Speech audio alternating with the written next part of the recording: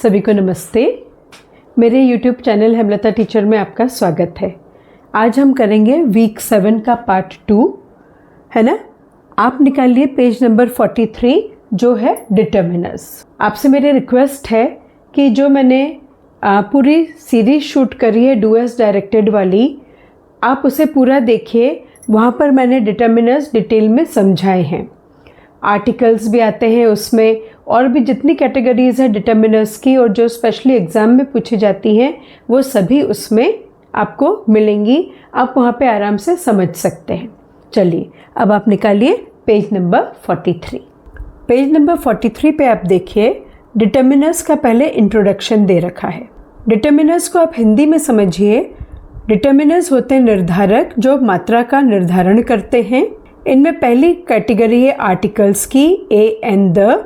आप मेरा वीडियो जो आर्टिकल्स के ऊपर है आप उसे अच्छे से देखिए, आपको समझ में आएगा। और यहाँ पर हम एक्सरसाइज सॉल्व करते हैं। पेज नंबर 44 निकालिए। The baby has a doll. Mister Tulsi got an x-ray of his leg. I bought an apple and a banana. He found an old coin in the street. She is an MLA. The Ganga is a holy river. अब ये आ रहा है category दूसरी, quantifiers.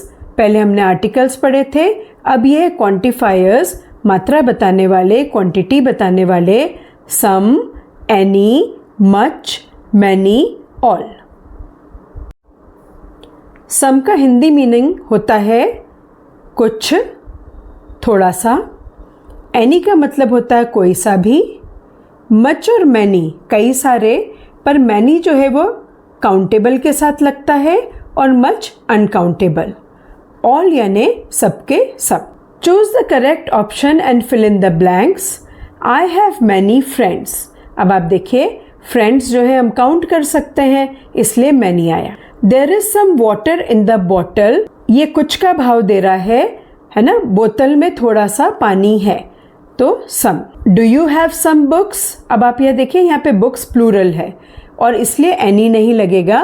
क्या आपके पास कुछ किताबें हैं। There are many students in the class. She has some ideas. I don't have much time. Time जो है वो अनकाउंटेबल में आता है, इसलिए much. There isn't any sugar left. There isn't any salt in the cupboard. एक और बात ध्यान रखिए, अक्सर नेगेटिव सेंस में भी any आता है। He spent all the money. उसने पूरा का पूरा पैसा जो है वो spent, खर्च कर दिया। Would you please give me some milk? इसका यहाँ पे explanation दिया है। Some को use of some in positive sentences and offer request. जब कोई वाक्य सकारात्मक हो, कोई ऑफर किया जा रहा हो या निवेदन किया जा रहा हो तो सम लगाएं। एनी जो है नेगेटिव और इंट्रोगेटिव क्वेश्चन में आता है, ऐसे सेंटेंसेस में आता है। Use of much for uncountable nouns, things we can't count, जिन्हें हम गिन नहीं सकते। Use of many for countable nouns, plural बहुवचन, जिन्हें हम गिन सकते हैं। Use of all for whole group. All जब पूरे समूह का एहसास कराए तो ऑल लगता है। अब पेज नंबर 45 निकालिए। हमने जब प्रोनाउन, टेंस, वर्ब, जब हमने पिछले टॉपिक्स पढ़े थे तो हमने ध्यान से पढ़ा था कि इस जो है वो सिंगुलर के लिए आता है और आर जो है वो बहुवचन के लिए आता है, प्लूरल के लिए आता है। ठीक है, इसी पे आधारित हमको ये एक्टिविटी करना है। यहाँ पे कुछ ऑब्जेक्ट्स हैं, पेन, टेबल, इरेजर, बॉटल, है ना। ऐसे कई सारे ऑब्जेक्ट्स हैं।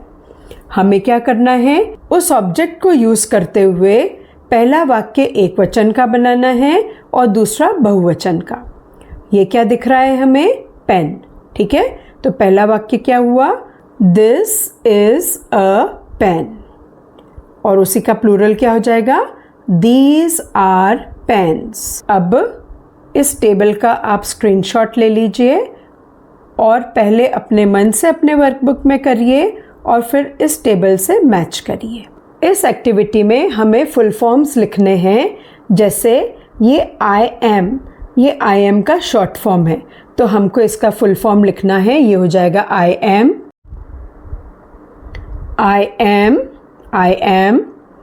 they have, do not, is not, he will। जब हम बोलने की अच्छे से प्रैक्टिस करेंगे तो ये ऐसे ही बोले जाएंगे I am your teacher. I am हो जाएगा एम। तो ये क्या है, शॉर्ट फॉर्म्स हैं और ये हमें फुल फॉर्म लिखने हैं। इधर देखिए, does not, doesn't, will not, won't. कई बार बच्चे विल नॉट को विलंट कर देते हैं, इट इज़ रॉन्ग। ये क्या होता है, वोंट।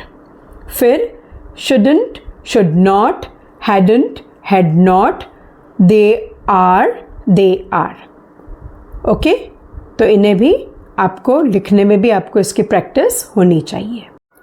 वीक 7 के एंड में पेज नंबर 46 मैं आपको होमवर्क दे रही हूँ। यहाँ पर आपको क्या करना है, ड्रॉ और पेस्ट। पेस्ट का मतलब होता है चिपकाना। या तो आप चित्र बनाइए या पिक्चर चिपकाइए, किसका, कंप्यूटर का। You can do it by yourself, खुद से आप कर सकते हैं। और सेकंड वाला क्वेश्चन है, रीड द स्टोरी केयरफुली। एक कहानी दी है, उसे ध्यानपूर्वक पढ़ना है। And fill the table according to the instructions given below. और फिर जो इंस्ट्रक्शंस दिए हैं उस हिसाब से इनको इन कॉलम में इनको भरना है। इसमें जितने भी नाउन आ रहे हैं वो यहाँ आएंगे, प्रोनाउन इस कॉलम में आएंगे, हेल्पिंग वर्ब,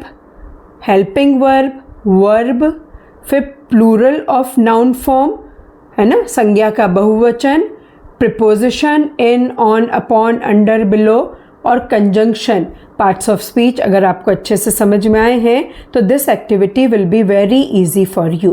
ठीक है, आप इसे खुद से ही पढ़िए, अ फैमिली ऑफ जैकल्स। ठीक है, पूरा आप खुद से पढ़िए और ये आप एज अ होमवर्क आप इसे करिए। Towards the end of this series मैं इन सब के पिक आपको दूंगी, तो आप आंसर चेक करिएगा। ओके, इसी के साथ हमारा वीक 7 का पार्ट 2 ख़त्म होता है। अब वीडियो एंड करूँ उसके पहले मैं कुछ बातें शेयर करना चाहती हूँ। एग्ज़ाम पास आ रही है या जो भी हम पढ़ते हैं, कहीं ना कहीं कोई एग्ज़ाम हमें देना रहता है।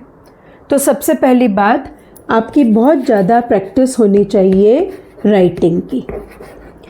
कोई भी बात या कोई भी कॉन्सेप्ट आप जो है वो लिख के ज़रूर देखें। आप लिख तभी पाएंगे जब आप उसको रीड कर पाएंगे, जब आप उसको पढ़ पाएंगे तभी आप उसको लिख पाएंगे। उसके बाद भी जब आप पढ़ पाएंगे और जब तक आप उसको समझेंगे नहीं तब तक आप ढंग से लिख भी नहीं पाएंगे। आज मैंने क्लास लेते हुए सोचा कि बच्चों को कुछ डिक्टेट करा दूं, तो सोचा सिलेबस से डिक्टेट करा दूं और उसमें मैंने बोला द एनिमी। एक लेसन का नाम है द एनिमी। तो मैंने देखा कि एक छात्रा ने लिखा था एनीमी। उसमें मैं उसकी गलती नहीं मानती हूँ। इसलिए गलती नहीं मानती हूँ क्योंकि इंग्लिश अभी अभी हिंदी मीडियम के बच्चों ने अच्छे से पढ़ना शुरू करा है। और अगर देखें तो इससे ए की आवाज़ आ रही है, इससे नी की आ रही है और इससे मी की आ रही है। तो उसकी कोई गलती नहीं है, पर गलती कहाँ पर है कि उसने जब पढ़ाई करी तो आधी अधूरी करी। यानी उसने एक तो रीडिंग पे उसको रीड करना आ गया, पर रीडिंग के साथ साथ उसने किस पे ध्यान नहीं दिया, उसने स्पेलिंग पे ध्यान नहीं दिया क्योंकि उसने लिख के नहीं देखा। तो आप ये मान के चलिए that learning English is not a process of a day. एक दिन का काम नहीं है, इसमें आपको डेडिकेशन चाहिए, आपको बहुत मन लगा के चीज़ें सीखनी होंगी। और आप एक बार ये कुछ कॉन्सेप्ट्स आप क्लियर कर लीजिए। आप स्टार्टिंग से वीडियो देखिए।